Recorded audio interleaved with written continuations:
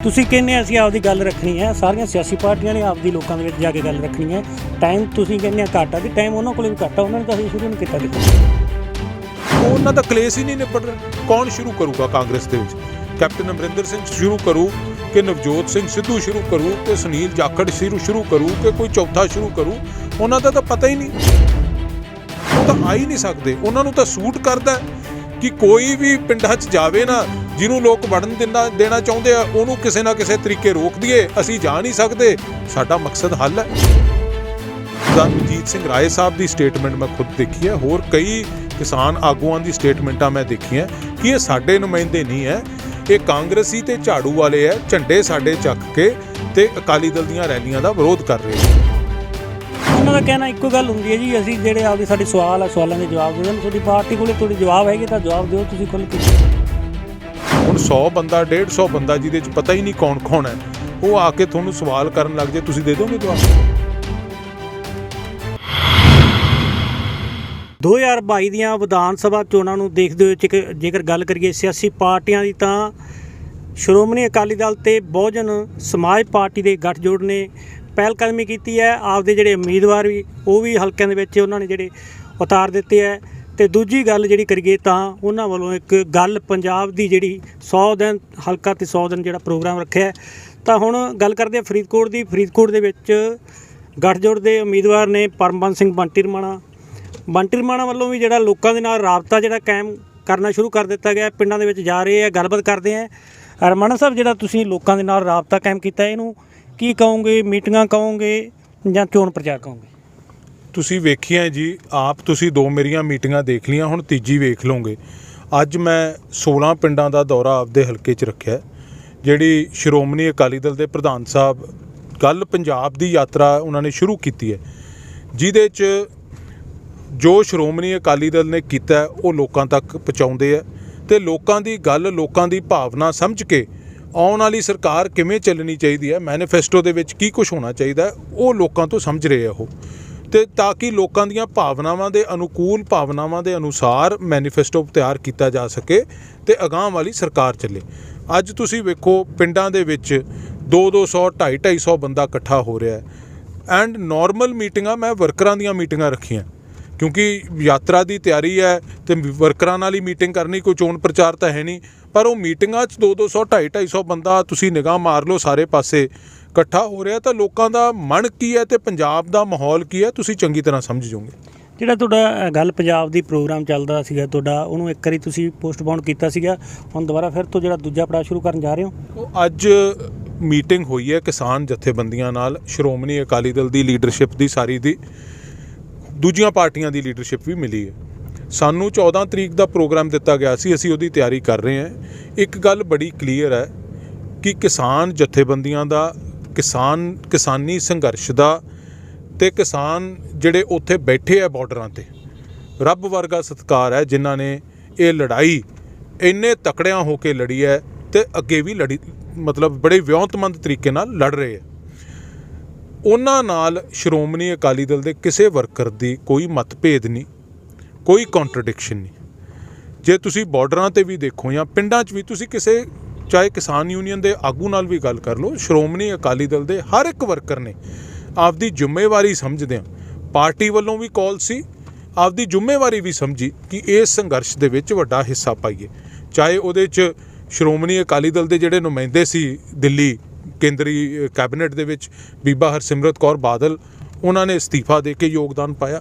ਚਾਹੇ ਪਿੰਡ ਦੇ ਵਿੱਚ ਛੋਟੇ ਤੋਂ ਛੋਟਾ ਜਿਹੜਾ ਵਰਕਰ ਹੈ, ਉਹਦੀ ਜਿੰਨੀ ਸਮਰੱਥਾ ਹੈ ਉਸ ਸੰਘਰਸ਼ ਦੇ ਵਿੱਚ ਆਪਦਾ ਯੋਗਦਾਨ ਪਾ ਰਿਹਾ। ਸੋ ਉੱਥੇ ਤਾਂ ਸਭ ਦੀ ਲੜਾਈ ਆ ਉਹ, ਜੇ ਸਾਡੀ ਉਹਨਾਂ ਨਾਲ ਕੋਈ ਕੰਟਰਡਿਕਸ਼ਨ, ਕੋਈ ਕਲੈਸ਼ ਨਹੀਂ ਹੈ। ਅੱਜ ਮੀਟਿੰਗ ਹੋਈ ਹੈ, ਅਸੀਂ ਚਾਹੁੰਦੇ ਹਾਂ ਕਿ ਇਹ ਜਿਹੜੀਆਂ ਪਾਰਟੀਆਂ ਫਾਇਦਾ ਉਠਾ ਕੇ ਕਿਸਾਨੀ ਸੰਘਰਸ਼ ਦਾ ਝੰਡਾ ਚੱਕ ਕੇ ਕਾਂਗਰਸੀ ਤੇ ਆਪ ਕਲੇਸ਼ ਪੈਦਾ ਕਰਨ ਦੀ ਕੋਸ਼ਿਸ਼ ਕਰ ਰਹੇ ਹੈ, ਉਹਨੂੰ ਕਿਸੇ ਨਾ ਕਿਸੇ ਤਰੀਕੇ ਐਕਸਪੋਜ਼ ਕਰਕੇ ਰੋਕਿਆ ਜਾਵੇ। ਤੁਸੀਂ ਕਹਿ ਰਹੇ ਹੋ ਜਿਹੜਾ ਦੁਬਾਰਾ ਤੁਹਾਡਾ ਪ੍ਰੋਗਰਾਮ ਜਿਹੜਾ ਫਿਰ ਸ਼ੁਰੂ ਹੋਣ ਜਾ ਰਿਹਾ, ਸੰਯੁਕਤ ਮੋਰਚੇ ਨੇ ਪਹਿਲਾਂ ਵੀ ਇਹ ਗੱਲ ਕਹੀ ਹੈ, ਅੱਜ ਦੀ ਮੀਟਿੰਗ ਤੋਂ ਪਹਿਲਾਂ ਵੀ ਉਹਨਾਂ ਨੇ ਇਹ ਗੱਲ ਸਾਫ਼ ਕਰ ਦਿੱਤੀ ਹੈ ਕਿ ਜਿੰਨਾ ਟਾਈਮ 2022 ਦੀਆਂ ਚੋਣਾਂ ਦੀ ਕੋਈ ਡੇਟ ਹੈ ਜਿਹੜੀ ਡਿਕਲੇਅਰ ਨਹੀਂ ਹੁੰਦੀ, ਉਹਨਾਂ ਟਾਈਮ ਜਿਹੜਾ ਸਿਆਸੀ ਪਾਰਟੀਆਂ ਚੋਣ ਪ੍ਰਚਾਰ ਨਾ ਕਰਨ। ਇੱਕ ਮੈਂ ਬੇਨਤੀ ਤੁਹਾਨੂੰ ਕਰਾਂ, ਡੈਮੋਕ੍ਰੇਸੀ ਦੇ ਵਿੱਚ ਕਦੇ ਵੀ ਕੋਈ ਗੱਲ ਦੋ ਟੁੱਕ ਨਹੀਂ ਹੁੰਦੀ। ਇਹ ਡਾਇਲੋਗ ਹੁੰਦਾ, ਵਾਰਤਾ ਹੁੰਦੀ ਹੈ। ਸਾਡਾ ਪੁਆਇੰਟ ਆਫ ਵਿਊ ਹੈ ਜਿਹੜਾ ਐਜ਼ ਅ ਸਿਆਸੀ ਪਾਰਟੀ, ਅਸੀਂ ਲੋਕਾਂ 'ਚ ਜਾਣਾ ਹੈ, ਅਸੀਂ ਲੋਕਾਂ ਦੀਆਂ ਗੱਲ ਸੁਣਨੀ ਹੈ। ਜੇ ਅਸੀਂ ਲੋਕਾਂ ਦੀ ਗੱਲ ਨਹੀਂ ਸੁਣਾਂਗੇ, ਅਸੀਂ ਗਰੀਬ ਦੀ ਗੱਲ ਨਹੀਂ ਸੁਣਾਂਗੇ, ਕਿਸਾਨ ਦੀ ਨਹੀਂ ਸੁਣਾਂਗੇ, ਵਪਾਰੀ ਦੀ ਨਹੀਂ ਸੁਣਾਂਗੇ, ਨੌਜਵਾਨ ਦੀ ਨਹੀਂ ਸੁਣਾਂਗੇ, EMPLOYEE ਦੀ ਨਹੀਂ ਸੁਣਾਂਗੇ, ਤੇ ਅਸੀਂ ਮੈਨੀਫੈਸਟੋ ਕਿਵੇਂ ਤਿਆਰ ਕਰਾਂਗੇ? ਕੀ ਕਰਾਂਗੇ ਕਿ ਲੋਕਾਂ ਦੀਆਂ ਭਾਵਨਾਵਾਂ ਸਮਝੇ ਬਿਨਾਂ ਅਸੀਂ ਉਹਦੇ ਵਿੱਚ ਕੁਝ ਵੀ ਲਿਖ ਦਈਏ? ਗੱਲ ਇਹ ਨਹੀਂ ਹੈ। ਪਰ ਇੱਕ ਗੱਲ ਬੜੀ ਕਲੈਰਿਟੀ ਹੈ ਸਾਡੀ, ਅੱਜ ਬੜੇ ਸੁਖਾਵੇਂ ਮਾਹੌਲ 'ਚ ਸਾਡੀ ਲੀਡਰਸ਼ਿਪ ਦੀ ਉਹਨਾਂ ਨਾਲ ਗੱਲ ਹੋਈ ਹੈ, ਉਹ ਵੀ ਬੜੇ ਰਿਸੈਪਟਿਵ ਸੀ। ਅਸੀਂ ਵੀ ਉਹਨਾਂ ਦਾ ਪੁਆਇੰਟ ਆਫ ਵਿਊ ਨਾਲ ਲੈ ਕੇ ਕੋਈ ਨਾ ਕੋਈ ਰਸਤਾ ਨਿਕਲੂਗਾ। ਕਲੈਸ਼ ਬਿਲਕੁਲ ਨਹੀਂ ਹੋਊਗਾ ਜਿਵੇਂ ਦੂਜੀਆਂ ਪਾਰਟੀਆਂ ਚਾਹੁੰਦੀਆਂ। ਭਾਰਤੀ ਜਨਤਾ ਪਾਰਟੀ, ਕਾਂਗਰਸ, ਆਮ ਆਦਮੀ ਪਾਰਟੀ ਰਲ ਕੇ ਇਹ ਚਾਹੁੰਦੇ ਆ ਕਿ ਪੰਜਾਬ ਦਾ ਮਾਹੌਲ ਖਰਾਬ ਹੋਵੇ, ਇੱਥੇ ਗਵਰਨਰੀ ਰਾਜ ਲੱਗੇ, ਜਿਹਦਾ ਫਾਇਦਾ ਸਿੱਧਾ ਬੀਜੇਪੀ ਨੂੰ ਹੈ। ਅਸੀਂ ਉਹ ਕੰਮ ਹੋਣ ਨਹੀਂ ਦੇਣਾ। ਅੱਜ ਇਹੀ ਗੱਲ ਉਹਨਾਂ ਨਾਲ ਕਰਕੇ ਆਏ। ਤੁਸੀਂ ਕਹਿੰਦੇ ਅਸੀਂ ਆਪਦੀ ਗੱਲ ਰੱਖਣੀ ਹੈ, ਸਾਰੀਆਂ ਸਿਆਸੀ ਪਾਰਟੀਆਂ ਨੇ ਆਪਦੀ ਲੋਕਾਂ ਦੇ ਵਿੱਚ ਜਾ ਕੇ ਗੱਲ ਰੱਖਣੀ ਹੈ। ਟਾਈਮ ਤੁਸੀਂ ਕਹਿੰਦੇ ਘੱਟ ਆ, ਤੇ ਟਾਈਮ ਉਹਨਾਂ ਕੋਲ ਵੀ ਘੱਟ ਆ, ਉਹਨਾਂ ਨੇ ਤਾਂ ਹਜੇ ਸ਼ੁਰੂ ਨਹੀਂ ਕੀਤਾ ਕਿਸੇ ਨੇ। ਉਹ ਉਹਨਾਂ ਦਾ ਕਲੇਸ਼ ਹੀ ਨਹੀਂ ਨਿਬੜ ਰਿਹਾ। ਕੌਣ ਸ਼ੁਰੂ ਕਰੂਗਾ ਕਾਂਗਰਸ ਦੇ ਵਿੱਚ? ਕੈਪਟਨ ਅਮਰਿੰਦਰ ਸਿੰਘ ਸ਼ੁਰੂ ਕਰੂ ਕਿ ਨਵਜੋਤ ਸਿੰਘ ਸਿੱਧੂ ਸ਼ੁਰੂ ਕਰੂ ਕਿ ਸੁਨੀਲ ਜਾਖੜ ਸ਼ੁਰੂ ਕਰੂ ਕਿ ਕੋਈ ਚੌਥਾ ਸ਼ੁਰੂ ਕਰੂ? ਉਹਨਾਂ ਦਾ ਤਾਂ ਪਤਾ ਹੀ ਨਹੀਂ। ਦੂਜੀ ਗੱਲ, ਲੋਕ ਉਹਨਾਂ ਨੂੰ ਪਿੰਡਾਂ 'ਚ ਨਹੀਂ ਵੜਨ ਦੇ ਰਹੇ। ਉਹ ਤਾਂ ਵੈਸੇ ਹੀ ਨਹੀਂ ਪਿੰਡਾਂ 'ਚ ਆ ਸਕਦੇ, ਕਿਉਂਕਿ ਜਿਹੜੇ ਉਹਨਾਂ ਨੇ ਵਾਅਦੇ ਲੋਕਾਂ ਨਾਲ ਗੁਟਕਾ ਸਾਹਿਬ 'ਤੇ ਹੱਥ ਰੱਖ ਕੇ ਸੌਹਾਂ ਖਾਧੀਆਂ ਸੀ ਕਿ ਪੂਰਨ ਕਰਜ਼ਾ ਮਾਫੀ ਕਿਸਾਨੀ ਦੀ ਹੋਊਗੀ, ਹਰ ਘਰ ਦੇ ਵਿੱਚ ਨੌਕਰੀ ਦੇਵਾਂਗੇ, 2500 ਰੁਪਇਆ ਬੇਰੁਜ਼ਗਾਰੀ ਭੱਤਾ ਦੇਵਾਂਗੇ, ਗਰੀਬਾਂ ਨਾਲ ਅਨੇਕ ਵਾਅਦੇ ਕੀਤੇ, ਡਰੱਗਸ ਖਤਮ ਕਰਾਂਗੇ, ਤੇ ਲੋਕ ਤਾਂ ਉਹ ਵਾਅਦਿਆਂ ਦਾ ਜਵਾਬ ਪੁੱਛ ਰਹੇ। ਉਹ ਤਾਂ ਆ ਹੀ ਨਹੀਂ ਸਕਦੇ। ਉਹਨਾਂ ਨੂੰ ਤਾਂ ਸੂਟ ਕਰਦਾ ਕਿ ਕੋਈ ਵੀ ਪਿੰਡਾਂ 'ਚ ਜਾਵੇ ਨਾ, ਜਿਹਨੂੰ ਲੋਕ ਵੜਨ ਦੇਣਾ ਚਾਹੁੰਦੇ ਆ ਉਹਨੂੰ ਕਿਸੇ ਨਾ ਕਿਸੇ ਤਰੀਕੇ ਰੋਕ ਦਈਏ। ਅਸੀਂ ਜਾ ਨਹੀਂ ਸਕਦੇ, ਸਾਡਾ ਮਕਸਦ ਹੱਲ ਹੈ। ਤੁਸੀਂ ਵੇਖੋ ਸ਼੍ਰੋਮਣੀ ਅਕਾਲੀ ਦਲ ਦੀਆਂ ਜਿਹੜੀਆਂ ਗੱਲ ਪੰਜਾਬ ਦੀ ਯਾਤਰਾ ਸੁਖਬੀਰ ਜੀ ਦੀ ਸ਼ੁਰੂ ਹੋਈ ਹੈ, ਤੁਸੀਂ ਲੋਕਾਂ ਦਾ ਰਿਸਪੌਂਸ ਤਾਂ ਦੇਖੋ ਨਾ ਜੀ। ਲੋਕਾਂ ਦਾ ਮਾਹੌਲ ਦੇਖੋ ਕੀ ਬਣ ਰਿਹਾ, ਲੋਕਾਂ ਦਾ ਮਾਹੌਲ ਦੇਖੋ ਤੁਸੀਂ, ਲੋਕਾਂ ਦਾ ਰਿਸਪੌਂਸ ਦੇਖੋ ਤੁਸੀਂ। ਲੋਕ ਕਿਵੇਂ ਰਿਸਪੌਂਸ ਦੇ ਰਹੇ ਆ। ਹਰ ਪਿੰਡ ਦੇ ਵਿੱਚ ਲੋਕ ਆ ਕੇ ਸੜਕਾਂ 'ਤੇ ਸਾਨੂੰ ਮਿਲ ਰਹੇ ਆ।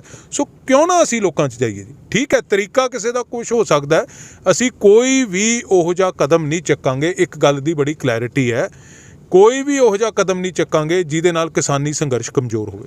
ਪਹਿਲਾਂ ਵੀ ਤੁਹਾਡਾ ਲਗਾਤਾਰ ਜਿਹੜਾ ਵਿਰੋਧ ਹੁੰਦਾ ਰਿਹਾ, ਜਿੱਥੇ ਵੀ ਤੁਹਾਡੀ ਜਿਹੜਾ ਪ੍ਰੋਗਰਾਮ ਰੱਖਿਆ, ਰੈਲੀ ਹੋਈ ਹੈ ਤੁਹਾਡੀ, ਪਰ ਹੁਣ ਜੇ ਅੱਜ ਸੰਯੁਕਤ ਮੋਰਚੇ ਨੇ ਇਹ ਕਾਲ ਦੇ ਦਿੱਤੀ ਵੀ ਜਿੰਨਾ ਟਾਈਮ ਅਸੀਂ ਨਹੀਂ ਕਹਿੰਦੇ ਉਹਨਾਂ ਚਿਰ ਚੋਣ ਪ੍ਰਚਾਰ ਨਹੀਂ ਹੋਣੇ ਚਾਹੀਦੇ, ਤੁਹਾਡਾ ਵਿਰੋਧ ਵਧੂਗਾ ਇਸ ਤੋਂ ਗਾਂ? ਮੇਰੇ ਵੀਰ, ਕਿੱਥੇ ਵਿਰੋਧ ਹੋਇਆ? ਅੱਜ ਮੈਂ 16 ਪਿੰਡ ਕੱਢ ਰਿਹਾ, ਤੁਹਾਡੇ ਸਾਹਮਣੇ ਆ, ਤੁਸੀਂ ਮੇਰੇ ਨਾਲ ਹੀ ਹੋ ਨਾ। ਤੁਹਾਡਾ ਨਹੀਂ ਹੁੰਦਾ ਜਿੱਥੇ ਤੁਹਾਡੇ ਪ੍ਰਧਾਨ ਸਾਹਿਬ ਜਾਂਦੇ ਆ, ਜਿਹੜੀ 100 ਦਿਨ ਦਾ ਉਹਨਾਂ ਦਾ ਪ੍ਰੋਗਰਾਮ ਸ਼ੁਰੂ ਕੀਤਾ ਹੈ, ਗੱਲ ਪੰਜਾਬ ਦੀ ਨੂੰ ਲੈ ਕੇ, ਉਹਨਾਂ ਦਾ ਹਰ ਥਾਂ ਹੀ ਹੋਇਆ।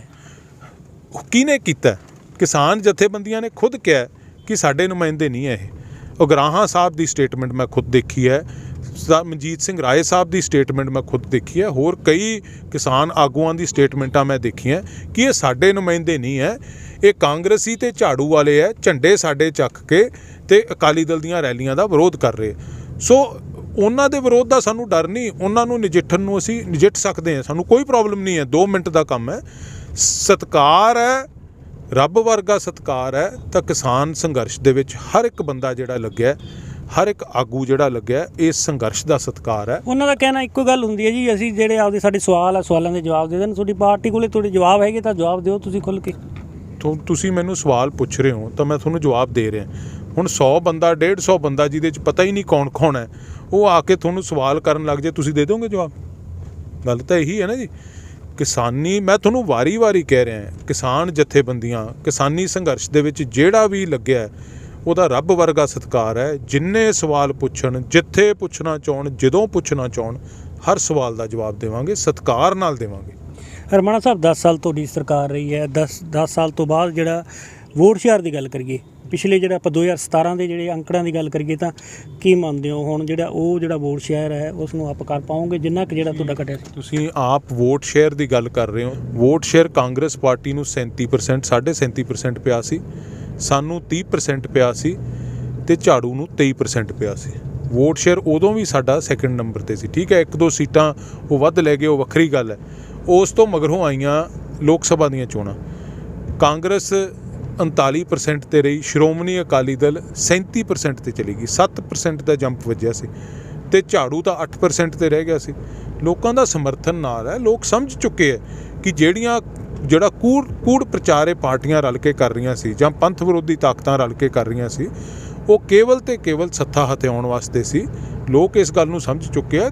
ਮੈਂ ਤੁਹਾਨੂੰ ਰਿਸਪੌਂਸ ਦਿਖਾ ਰਿਹਾ, ਤੁਸੀਂ ਮੇਰੇ ਨਾਲ ਦੇਖ ਹੀ ਰਹੇ ਹੋ ਪਿੰਡਾਂ 'ਚ ਯਾਰ, ਛੋਟੇ ਪਿੰਡਾਂ 'ਚ 150-150 200 ਬੰਦੇ ਦਾ ਇਕੱਠ ਹੋਣਾ ਤੇ ਲੋਕਾਂ ਦਾ ਰਿਸਪੌਂਸ ਕੀ ਹੋਣਾ, ਅਸੀਂ ਕਿਹੜਾ ਨਹੀਂ ਸਮਝਦੇ। ਮੈਂ 2017 ਦਾ ਵੀ ਰਿਸਪੌਂਸ ਦੇਖਿਆ ਤੇ ਹੁਣ ਵੀ ਵੇਖਿਆ, ਜ਼ਮੀਨ ਅਸਮਾਨ ਦਾ ਅੰਤਰ ਹੈ। ਮੇਰੀ ਗੱਲ ਨੋਟ ਕਰ ਲਿਓ ਜੀ, ਸ਼੍ਰੋਮਣੀ ਅਕਾਲੀ ਦਲ 80-85 ਸੀਟਾਂ ਜਿੱਤ ਕੇ ਸਰਕਾਰ ਬਣਾਊਗਾ। 2017 ਦੀਆਂ ਚੋਣਾਂ ਦੇ ਵਿੱਚ ਇਹ ਗੱਲ ਕਹੀ ਜਾ ਰਹੀ ਸੀ ਕਿ ਆਮ ਆਦਮੀ ਪਾਰਟੀ ਨੇ ਆਪਦਾ ਸੀਐਮ ਦਾ ਜਿਹੜਾ ਚਿਹਰਾ ਡਿਕਲੇਅਰ ਨਹੀਂ ਕੀਤਾ, ਇਸ ਕਰਕੇ ਉਹਨਾਂ ਨੂੰ ਨੁਕਸਾਨ ਚੱਲਣਾ ਪਿਆ, ਹਜੇ ਤੱਕ ਵੀ ਨਹੀਂ ਕਰ ਪਏ। ਕਰਦੇ ਨਾ, ਭਗਵੰਤ ਮਾਨ ਰੋਜ਼ ਤਾਂ ਲਿਟਿਆ ਫਿਰਦਾ ਪੈਗ ਲਾ ਕੇ ਕਿ ਮੈਨੂੰ ਕਰ ਦਿਓ। ਰਾਤ ਨੂੰ ਤਾਂ ਜਦੋਂ 2 ਪੈਗ ਲੱਗੇ ਹੁੰਦੇ ਉਦੋਂ ਤਾਂ ਸੀਐਮ ਬਣ ਕੇ ਹੀ ਸੌਂਦਾ। ਕਰਦੇ ਨੇ ਉਹਨੂੰ ਡਿਕਲੇਅਰ, ਜਿਹਨੂੰ ਮਰਜ਼ੀ ਕਰ ਦੇਣ, ਕੀ ਫਰਕ ਹੈ। ਕਰ ਕਿਉਂ ਨਹੀਂ ਰਹੇ? ਇਸ ਕਰਕੇ ਨਹੀਂ ਕਰ ਰਹੇ ਕਿ ਅਰਵਿੰਦ ਕੇਜਰੀਵਾਲ ਖੁਦ ਪੰਜਾਬ ਦਾ ਮੁੱਖ ਮੰਤਰੀ ਬਣਨਾ ਚਾਹੁੰਦਾ। ਅਰਵਿੰਦ ਕੇਜਰੀਵਾਲ ਨੂੰ ਸੱਤਾ ਦੀ ਭੁੱਖ ਹੈ। ਦਿੱਲੀ ਜਿਹੜੀ ਹੈ, ਦਿੱਲੀ ਇੱਕ ਫੁੱਲ ਫਲੈਜਡ ਸਟੇਟ ਨਹੀਂ ਆ, ਉਹਦੇ ਕੋਲ ਅਧਿਕਾਰ ਨਹੀਂ ਆ, ਉੱਥੇ ਪੂਰੇ ਪੁਲਿਸ ਨਹੀਂ ਆ ਉਹਦੇ ਥੱਲੇ। ਉਹ ਬੜਾ ਪਾਵਰ ਹੰਗਰੀ ਬੰਦਾ ਹੈ, ਉਹ ਚਲਾਕ, ਉਹਦੀਆਂ ਅੱਖਾਂ ਵੇਖੀਆਂ ਲੂੰਬੜ ਵਰਗੀਆਂ। ਉਹ ਪੰਜਾਬੀਆਂ ਤੇ ਰਾਜ ਕਰਨਾ ਚਾਹੁੰਦਾ ਆ ਕੇ। ਇੱਥੇ ਦਸਤਾਰਾਂ ਵਾਲੇ ਆ ਜਿਹੜੇ, ਉਹ ਟੋਪੀ ਵਾਲੇ ਨੂੰ ਰਾਜ ਕਦੇ ਨਹੀਂ ਦੇਣਗੇ। ਕਾਂਗਰਸ ਪਾਰਟੀ ਨੂੰ ਕਿਵੇਂ ਦੇਖਦੇ ਹੋ? ਕਿਉਂਕਿ ਜਦੋਂ ਹਾਈ ਕਮਾਨ ਨੇ ਸਿਰ ਤੇ ਹੱਥ ਰੱਖਤਾ ਸੀ ਸਿੱਧੂ ਲਗਾਤਾਰ ਰੈਲੀਆਂ ਕਰ ਰਹੇ ਸੀਗੇ, ਹਰ ਹਲਕੇ ਦੇ ਵਿੱਚ ਜਾ ਰਹੇ ਸੀਗੇ। ਹੁਣ ਜਦੋਂ ਫਿਰ ਤੋਂ ਜਿਹੜਾ ਹਾਈ ਕਮਾਨ ਨੇ ਸਿੱਧੂ ਤੋਂ ਥੋੜ੍ਹਾ ਜਿਹਾ ਹੱਥ ਪਿੱਛੇ ਕੀਤਾ, ਕੈਪਟਨ ਵੱਲ ਨੂੰ ਵਧਾਇਆ, ਤੇ ਉਸ ਤੋਂ ਬਾਅਦ ਇੱਕਦਮ ਜਿਹੜੀ ਚੁੱਪ ਚਾਂਦ ਹੋ ਗਈ ਹੈ। ਯਾਰ ਸਿੱਧੂ ਕੋਈ ਬੰਦਾ ਕ੍ਰੈਡੀਬਲ ਹੈ? ਚਾਰ ਮਤਲਬ ਤੁਸੀਂ ਉਹਦੀਆਂ ਸਾਰੀਆਂ ਵੀਡੀਓਜ਼ ਦੇਖਦੇ ਹੋ, ਕੰਟਰਡਿਕਟਰੀ ਹੈ।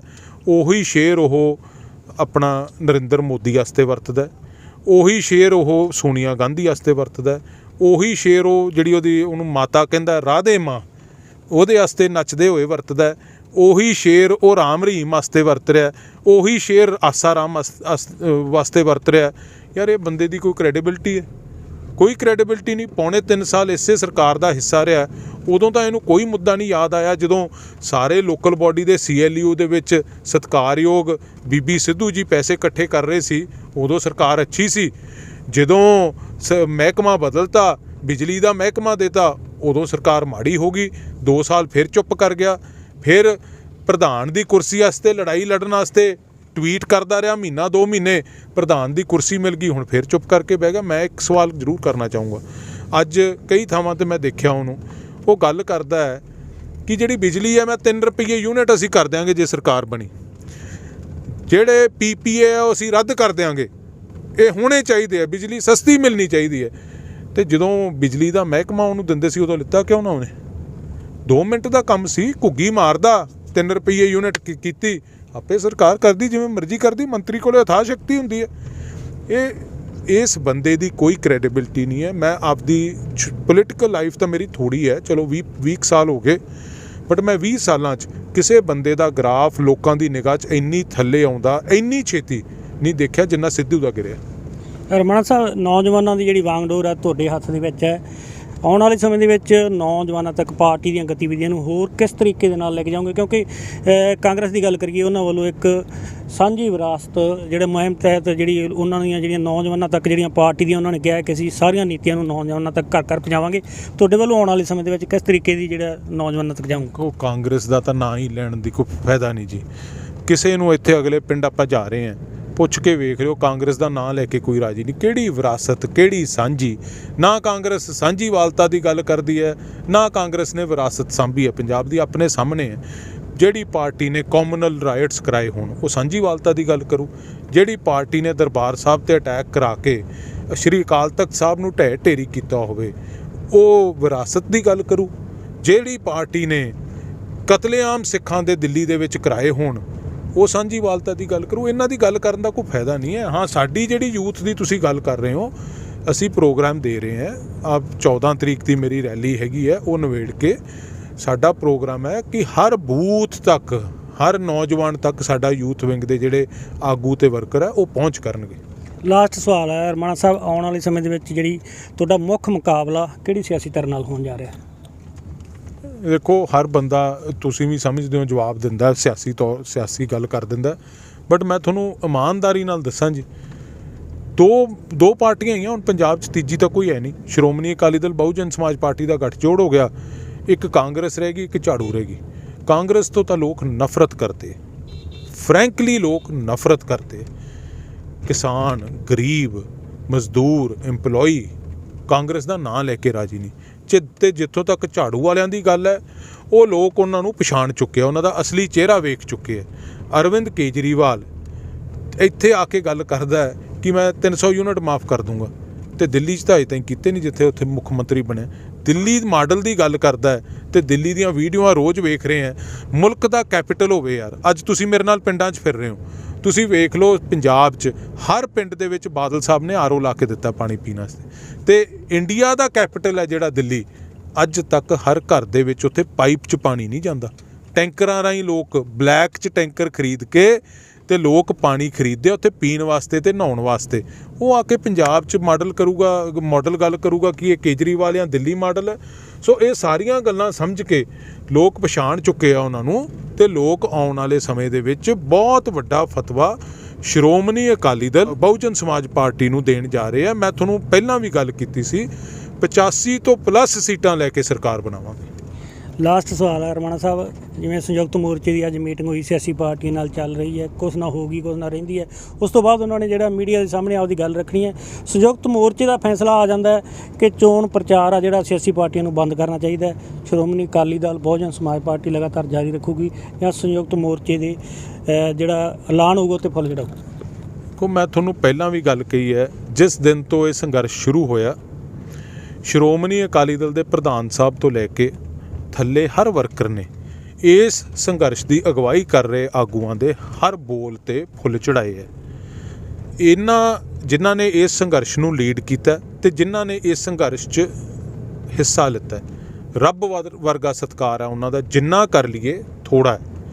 ਤੁਸੀਂ ਜੇ ਦੀ ਗੱਲ ਨਾ ਕਰੋ, ਸਾਡੇ ਅੱਜ ਆਗੂ ਉਹਨਾਂ ਨੂੰ ਮਿਲੇ ਹੈ, ਜੋ ਫੈਸਲਾ ਹੋਊਗਾ ਆਮ ਸਹਿਮਤੀ ਨਾਲ ਹੋਊਗਾ। ਉਹ ਵੀ ਬੜੇ ਰੀਜ਼ਨੇਬਲ, ਬੜੇ ਤਜਰਬੇ ਵਾਲੇ ਲੋਕ ਹੈ, ਜਿਨ੍ਹਾਂ ਨੇ ਐਡੀ ਲੜਾਈ ਲੜਤੀ। ਕੋਈ ਨਿਆਣੇ ਨਹੀਂ ਆ, ਉਹ ਕੋਈ ਗਲਤ ਫੈਸਲਾ ਨਹੀਂ ਕਰਨਗੇ।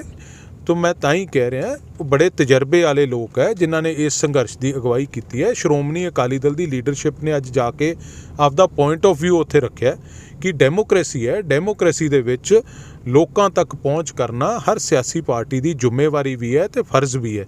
ਲੋਕਾਂ ਤੱਕ ਪਹੁੰਚ ਕਰ ਰਹੇ ਹਾਂ ਅਸੀਂ, ਲੋਕਾਂ ਦੀਆਂ ਭਾਵਨਾਵਾਂ ਸਮਝਣ ਦੀ ਕੋਸ਼ਿਸ਼ ਕਰ ਰਹੇ ਹਾਂ, ਗਰੀਬ ਦੀ, ਕਿਸਾਨ ਦੀ, ਮਜ਼ਦੂਰ ਦੀ, ਆਪਣਾ EMPLOYE ਦੀ, ਯੂਥ ਦੀ, ਹਰ ਇੱਕ ਦੀ ਭਾਵਨਾ ਸਮਝ ਕੇ ਅਸੀਂ ਆਪਦਾ ਅਗਲਾ ਸਫ਼ਰ ਜਿਹੜਾ ਜੇ ਸਰਕਾਰ ਲੋਕ ਦਿੰਦੇ ਆ ਸਾਨੂੰ, ਉਹ ਸਰਕਾਰ ਕਿਵੇਂ ਚੱਲਣੀ ਚਾਹੀਦੀ ਹੈ, ਇਹਨਾਂ ਤੋਂ ਸਮਝ ਕੇ ਸਾਰੀ ਗੱਲ ਮੈਨੀਫੈਸਟੋ ਦੇ ਵਿੱਚ ਪਾਵਾਂਗੇ।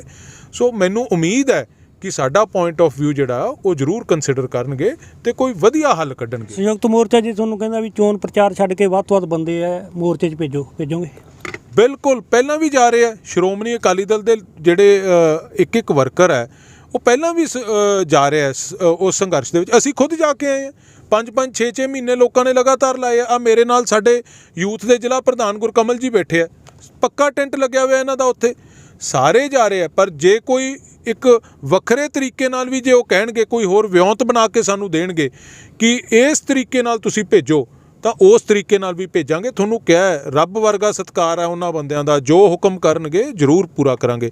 ਤੁਸੀਂ ਲੋਕਾਂ ਦੀ ਗੱਲ ਕੀਤੀ ਕਿ ਲੋਕ ਕੀ ਚਾਹੁੰਦੇ ਆ ਪਿੰਡ ਹੁਣ ਅਸੀਂ ਅਗਲੇ ਪਹੁੰਚੇ ਹਾਂ, ਇੱਕ ਵਾਰੀ ਕੈਮਰਾ ਮਾਰ ਕੇ ਵੇਖ ਲਓ ਪਿੱਛੋਂ ਤਾਈਂ, ਤੇ ਲੋਕਾਂ ਦਾ ਪਿਆਰ ਦੇਖੋ ਕਿਵੇਂ ਮਿਲ ਰਿਹਾ, ਤੇ ਲੋਕ ਸ਼੍ਰੋਮਣੀ ਅਕਾਲੀ ਦਲ ਨੂੰ ਕਿਸ ਤਰ੍ਹਾਂ ਸਰਕਾਰ ਦੇ ਵਿੱਚ ਦੁਬਾਰਾ ਦੇਖਣਾ ਚਾਹੁੰਦੇ ਆ।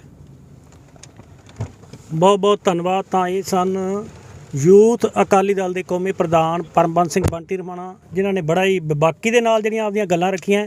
ਤਾਂ ਉਹਨਾਂ ਨੇ ਸਿੱਧੇ ਤੌਰ 'ਤੇ ਕਹਿਤਾ ਹੈ ਕਿ ਜਿਹੜਾ ਉਹਨਾਂ ਦਾ ਪਹਿਲੇ ਦਿਨੋਂ ਹੀ ਜਿਹੜਾ ਸੰਯੁਕਤ ਮੋਰਚੇ ਦੀ ਜੋ ਵੀ ਕਾਲ ਆਉਂਦੀ ਹੈ ਉੱਤੇ ਫੁੱਲ ਚੜਾਉਂਦੇ ਆ, ਜੋ ਵੀ ਐਲਾਨ ਆਉਂਦਾ ਉਸ 'ਤੇ ਫੁੱਲ ਚੜਾਉਂਦੇ ਆ, ਅਤੇ ਆਉਣ ਵਾਲੇ ਸਮੇਂ ਦੇ ਵਿੱਚ ਜਿਹੜਾ ਸੰਯੁਕਤ ਮੋਰਚੇ ਦੀ ਕੋਈ ਕਾਲ ਆਊਗੀ ਉਸ 'ਤੇ ਫੁੱਲ ਚੜਾਉਣਗੇ। ਪਰ ਜਿਹੜਾ 2022 ਦੀਆਂ ਚੋਣਾਂ ਦਾ ਜਿਹੜਾ ਟਾਈਮ ਹੈ ਨੇੜੇ ਆ ਗਿਆ, ਇਸ ਨੂੰ ਲੈ ਕੇ ਉਹਨਾਂ ਨੇ ਜਿਹੜਾ ਲੋਕਾਂ ਦੇ ਵਿੱਚ ਆਪਦੀ ਗੱਲ ਜਿਹੜੀ ਰੱਖਣੀ ਹੈ, ਉਹ ਪ੍ਰੋਗਰਾਮ ਹੈ ਜਿਹੜਾ ਉਹਨਾਂ ਦਾ ਅੱਗੇ ਚੱਲਦਾ ਰਹੂਗਾ। ਕਿਉਂਕਿ ਅੱਜ ਜਿਹੜੀ ਸੰਯੁਕਤ ਮੋਰਚੇ ਦੀ ਜਿਹੜੀ ਉੱਥੇ ਮੀਟਿੰਗ ਹੋਈ ਹੈ ਚੰਡੀਗੜ੍ਹ ਦੇ ਵਿੱਚ, ਪੂਰੀਆਂ ਸਿਆਸੀ ਪਾਰਟੀਆਂ ਦੇ ਤਮਾਮ ਜਿਹੜੀ ਸਿਆਸੀ ਪਾਰਟੀਆਂ ਸਿਰਫ ਭਾਰਤੀ ਜਨਤਾ ਪਾਰਟੀ ਨੂੰ ਛੱਡ ਕੇ ਉੱਥੇ ਪਹੁੰਚੀਆਂ, ਉਹਨਾਂ ਨਾਲ ਗੱਲਬਾਤ ਕੀਤੀ ਹੈ।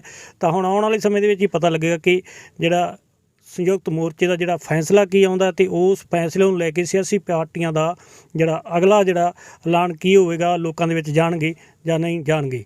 Gurjeet Singh Ramana, global Punjab TV, Faridkot. ਹੁਣ ਤੁਸੀਂ ਦੇਖ ਸਕਦੇ ਹੋ ਗਲੋਬਲ ਪੰਜਾਬ ਟੀਵੀ ਨੂੰ ਡਾਊਨਲੋਡ ਕਰੋ ਸਾਡੀ ਐਪ ਐਂਡਰੋਇਡ ਜਾਂ iOS ਤੇ ਫ੍ਰੀ ਵਿੱਚ। Roku ਅਤੇ Amazon Fire TV ਤੇ ਜਾਂ Apple TV ਤੇ।